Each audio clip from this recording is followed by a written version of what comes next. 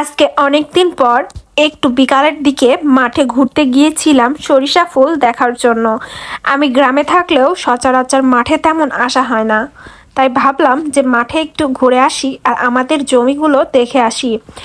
ফেসবুকে কিছুদিন আগে অনেকে ভিডিওতে গ্রাম নিয়ে অনেক কথাই বলতেছে, তবে তাদের কথাটা আসলেও সত্যি।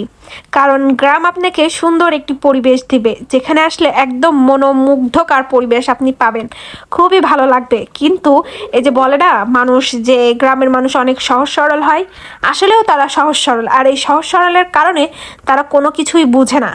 তারা যেটা বলবে সেটাই সঠিক, তারা যেটা বুঝবে সেটাই ঠিক। এটা ঠিক, গ্রাম আপনাকে সুন্দর একটি পরিবেশ দিলেও সুন্দর মন মানসিকতার মানুষ আপনারা কখনোই পাবেন না।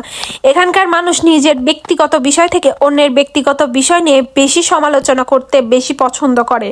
এখানকার মহিলারা অন্যের ব্যক্তিগত বিষয় নিয়ে আলোচনা, এবং এখানকার পুরুষরা জমি জায়গা নিয়ে বিচার সালিশ এসবে ব্যস্ত থাকে বেশি। তাই গ্রামে 100 বিঘা জমি থাকলেও সামর্থ্য থাকলে শহরে থাকা উচিত। কারণ শহরে থাকলে আপনি সুন্দর একটি পরিবেশ না পাইলেও নিজের একটি ব্যক্তিগত জীবন আপনি পাবেন।